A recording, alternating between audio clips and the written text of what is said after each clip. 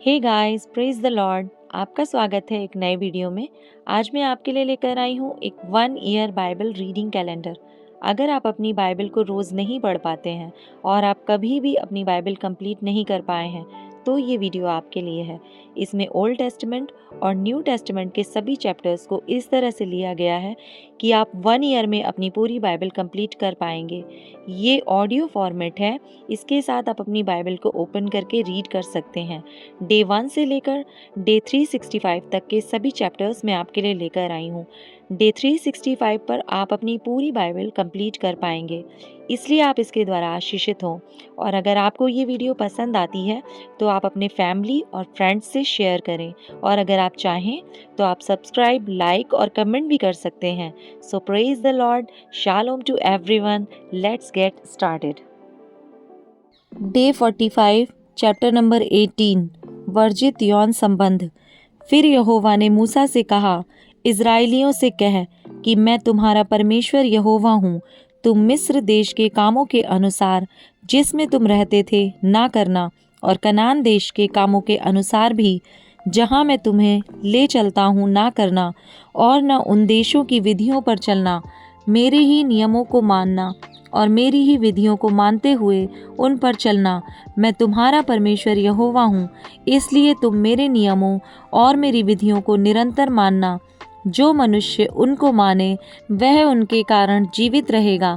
मैं यहोवा हूँ। तुम में से कोई अपनी किसी निकट कुटुंबनी का तन उगाड़ने को उसके पास ना जाए। मैं यहोवा हूँ। अपनी माता का तन, जो तुम्हारे पिता का तन है, ना उगाड़ना। वह तो तुम्हारी माता है, इसलिए तुम उसका तन ना उगाड़ना। अपनी सौतेली माता का भी तन ना उगाड़ना, वह तुम्हारे पिता ही का तन है। अपनी बहन, चाहे सगी हो चाहे सौतेली, चाहे वह घर में उत्पन्न हुई हो चाहे बाहर, उसका तन ना उगाड़ना। अपनी पोती या अपनी नातिन का तन ना उगाड़ना। उनकी देह तो मानो तुम्हारी ही है। तुम्हारी सौतेली बहन जो तुम्हारे पिता से उत्पन्न हुई वह तुम्हारी बहन है, इस कारण उसका तन ना उगाड़ना। अपनी फूफी का तन ना उगाड़ना, वह तो तुम्हारे पिता की निकट कुटुंबिनी है। अपनी मौसी का तन ना उगाड़ना, क्योंकि वह तुम्हारी माता की निकट कुटुंबिनी है। अपने चाचा का तन ना उगाड़ना, अर्थात उसकी स्त्री के पास ना जाना, वह तुम्हारी चाची है। अपनी बहू का तन ना उगाड़ना, वह तो तुम्हारे बेटे की स्त्री है, इस कारण तुम उसका तन ना उगाड़ना। अपनी भौजी का तन ना उगाड़ना, वह तो तुम्हारे भाई ही का तन है। किसी स्त्री और उसकी बेटी दोनों का तन ना उगाड़ना, और उसकी पोती को या उसकी नातिन को अपनी स्त्री करके उसका तन ना उगाड़ना, वे तो निकट कुटुंबिनी हैं। ऐसा करना महापाप है।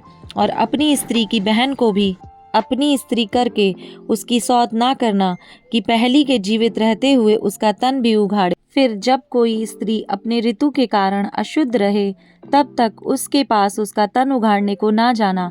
फिर अपने भाई बंधु की स्त्री से कुकर्म करके अशुद्ध ना हो जाना। अपनी संतान में से किसी को मोलेक के लिए होम करके ना चढ़ाना, और न अपने परमेश्वर के नाम को अपवित्र ठहराना। मैं यहोवा हूँ। स्त्री गमन की रीति से पुरुष गमन ना करना, वह तो घिनौना काम है। किसी जाति के पशु के साथ पशु गमन करके अशुद्ध ना हो जाना, और न कोई स्त्री पशु के सामने इसलिए खड़ी हो कि उसके संग कुकर्म करे, यह तो उल्टी बात है। ऐसा कोई भी काम करके अशुद्ध ना हो जाना, क्योंकि जिन जातियों को मैं तुम्हारे आगे से निकालने पर हूँ वे ऐसे ऐसे काम करके अशुद्ध हो गई हैं, और उनका देश भी अशुद्ध हो गया है। इस कारण मैं उस पर उसके अधर्म का दंड देता हूँ, और वह देश अपने निवासियों को उगल देता है। इस कारण तुम लोग मेरी विधियों और नियमों को निरंतर मानना, और चाहे देशी चाहे तुम्हारे बीच रहने वाला परदेशी हो, तुम में से कोई भी ऐसा घिनौना काम ना करे, क्योंकि ऐसे सब घिनौने कामों को उस देश के मनुष्य जो तुमसे पहले उसमें रहते थे वे करते आए हैं। इसी से वह देश अशुद्ध हो गया है। अब ऐसा ना हो कि जिस रीति से जो जाति तुमसे पहले उस देश में रहती थी उसको उसने उगल दिया, उसी रीति जब तुम उसको अशुद्ध करो तो वह तुमको भी उगल दे। जितने ऐसा कोई घिनौना काम करें वे सब प्राणी अपने लोगों में से नष्ट किए जाएं। यह आज्ञा जो मैंने तुम्हारे मानने को दी है उसे तुम मानना, और जो घिनौनी रीतियां तुमसे पहले प्रचलित हैं उनमें से किसी पर ना चलना और न उनके कारण अशुद्ध हो जाना। मैं तुम्हारा परमेश्वर यहोवा हूँ। चैप्टर 19 पवित्रता और आचरण के नियम। फिर यहोवा ने मूसा से कहा, इज़राइलियों की सारी मंडली से कह कि तुम पवित्र बने रहो, क्योंकि मैं तुम्हारा परमेश्वर यहोवा पवित्र हूँ। तुम अपनी अपनी माता और अपने अपने पिता का भय मानना और मेरे विश्राम दिनों को मानना। मैं तुम्हारा परमेश्वर यहोवा हूँ। तुम मूर्तों की ओर ना फिरना और देवताओं की प्रतिमाएं ढाल कर ना बना लेना। मैं तुम्हारा परमेश्वर यहोवा हूँ। जब तुम यहोवा के लिए मेल बलि करो, तब ऐसा बलिदान करना जिससे मैं तुमसे प्रसन्न हो जाऊं। उसका मांस बलिदान के दिन और दूसरे दिन खाया जाए, परंतु तीसरे दिन तक जो रह जाए वह आग में जला दिया जाए। यदि उसमें से कुछ भी तीसरे दिन खाया जाए तो यह घृणित ठहरेगा और ग्रहण ना किया जाएगा, और उसका खाने वाला यहोवा के पवित्र पदार्थ को अपवित्र ठहराता है।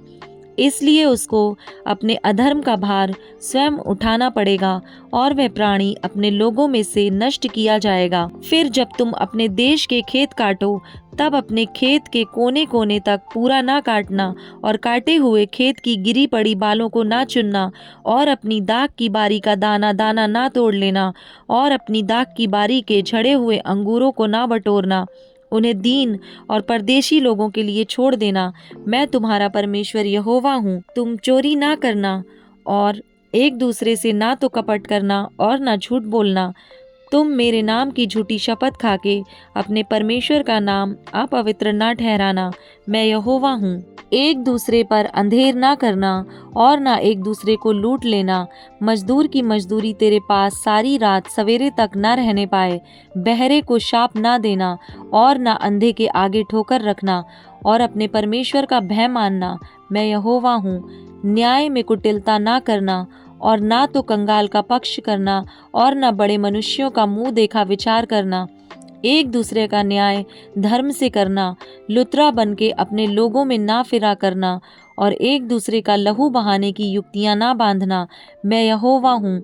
अपने मन में एक दूसरे के प्रति बैर ना रखना।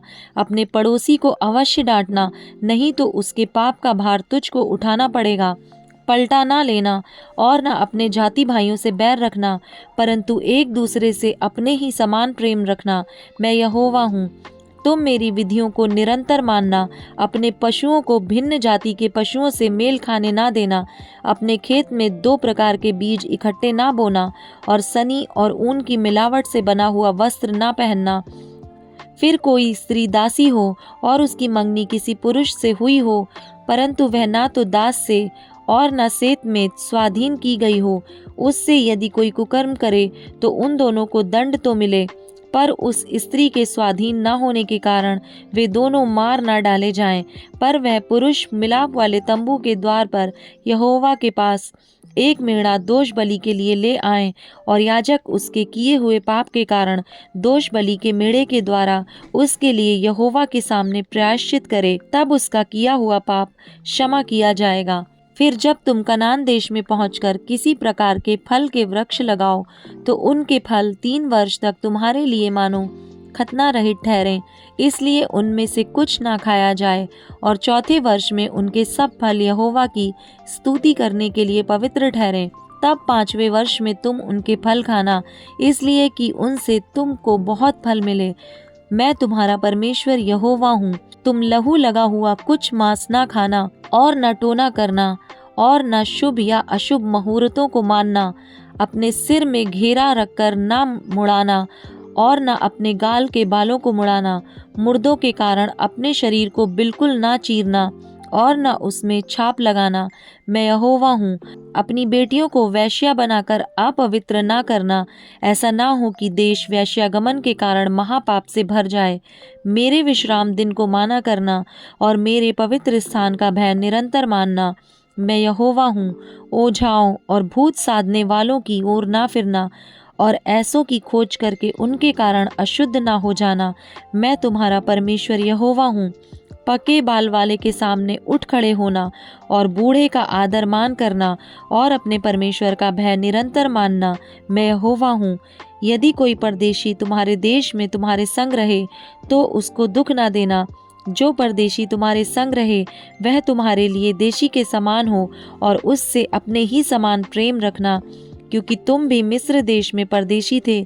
मैं तुम्हारा परमेश्वर यहोवा हूँ। तुम न्याय में और परिणाम में और तौल में और नाप में कुटिलता ना करना।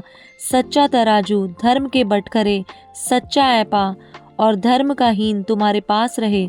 मैं तुम्हारा वह परमेश्वर यहोवा हूँ जो तुमको मिस्र देश से निकाल ले आया। इसलिए तुम मेरी सब विधियों और सब नियमों को मानते हुए निरंतर पालन करो। मैं यहोवा हूँ। Matthew chapter 27 verse number 32 to 66। यीशु का क्रूस पर चढ़ाया जाना।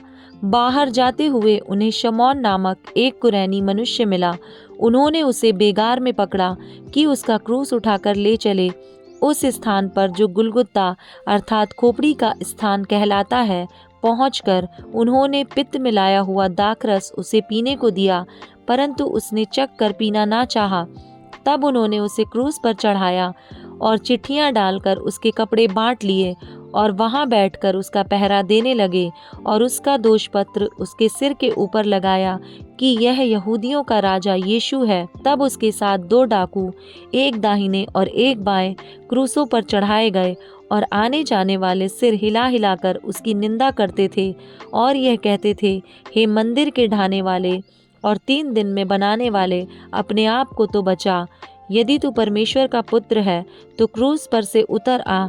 इसी रीति से प्रधान याजक भी शास्त्रियों और पुरनियों समेत ठट्ठा कर करके कहते थे, इसने औरों को बचाया और अपने आप को नहीं बचा सकता। यह तो इज़राइल का राजा है। अब क्रूस पर से उतर आए तो हम उस पर विश्वास करें। उसने परमेश्वर पर भरोसा रखा है। यदि वह इसको चाहता है तो अब इसे छुड़ा ले, क्योंकि इसने कहा था, मैं परमेश्वर का पुत्र हूँ। इसी प्रकार डाकू भी जो उसके साथ क्रूसों पर चढ़ाए गए थे उसकी निंदा करते थे। यीशु का प्राण त्यागना। दोपहर से लेकर तीसरे पहर तक उस सारे देश में अंधेरा छाया रहा। तीसरे पहर के निकट यीशु ने बड़े शब्द से पुकार कर कहा, एली एली लामा शबक्तनी, अर्थात हे मेरे परमेश्वर, तूने मुझे क्यों छोड़ दिया। जो वहां खड़े थे उनमें से कितनों ने यह सुनकर कहा, वह तो एलिया को पुकारता है। उनमें से एक तुरंत दौड़ा और स्पंज लेकर सिरके में डुबोया और सरकंडे पर रखकर उसे चुसाया और उन्हें कहा, रह जाओ, देखें एलिया उसे बचाने आता है कि नहीं। तब यीशु ने फिर बड़े शब्द से चिल्लाकर प्राण छोड़ दिए और देखो, मंदिर का पर्दा ऊपर से नीचे तक फटकर 2 टुकड़े हो गया और धरती डोल गई और चट्टानें तड़क गईं और कब्रें खुल गईं और सोए हुए पवित्र लोगों के बहुत से शव जी उठे और उसके जी उठने के बाद वे कब्रों में से निकलकर पवित्र नगर में गए और बहुतों को दिखाई दिए। तब सूबेदार और जो उसके साथ यीशु का पहरा दे रहे थे भूकंप और जो कुछ हुआ था उसे देखकर डर गए और कहा, सचमुच यह परमेश्वर का पुत्र था। वहाँ बहुत सी स्त्रियां जो गलील से यीशु की सेवा करती हुई उसके साथ आई थीं, दूर से यह देख रही थीं। उनमें मरियम मगदलीनी और याकूब और योसेस की माता मरियम और जब्दी के पुत्रों की माता थी। जब सांझ हुई तो यूसुफ नामक अरमतिया का एक धनी मनुष्य जो आप ही यीशु का चेला था आया। उसने पिलातुस के पास जाकर यीशु का शव मांगा। इस पर पिलातुस ने दे देने की आज्ञा दी। यूसुफ ने शव लिया, उसे उज्ज्वल चादर में लपेटा और उसे अपनी नई कब्र में रखा जो उसने चट्टान में खुदवाई थी, और कब्र के द्वार पर बड़ा पत्थर लुढ़का कर चला गया। मरियम मगदलीनी और दूसरी मरियम वहां कब्र के सामने बैठी थीं। कब्र पर पहरा। दूसरे दिन जो तैयारी के दिन के बाद का दिन था, प्रधान याजकों और फरीसियों ने पिलातुस के पास इकट्ठे होकर कहा, हे महाराज, हमें स्मरण है कि उस भरमाने वाले ने जब वह जीवित था कहा था, मैं 3 दिन के बाद जी उठूंगा। अतः आज्ञा दे कि तीसरे दिन तक कब्र की रखवाली की जाए, ऐसा ना हो कि उसके चेले आकर उसे चुरा ले जाएं और लोगों से कहने लगें, वह मरे हुओं में से जी उठा है। पिलातुस ने उनसे कहा, तुम्हारे पास पहरुए तो हैं, जाओ अपनी समझ के अनुसार रखवाली करो। अतः वे पहरुओं को साथ लेकर गए और पत्थर पर मोहर लगाकर कब्र की रखवाली की।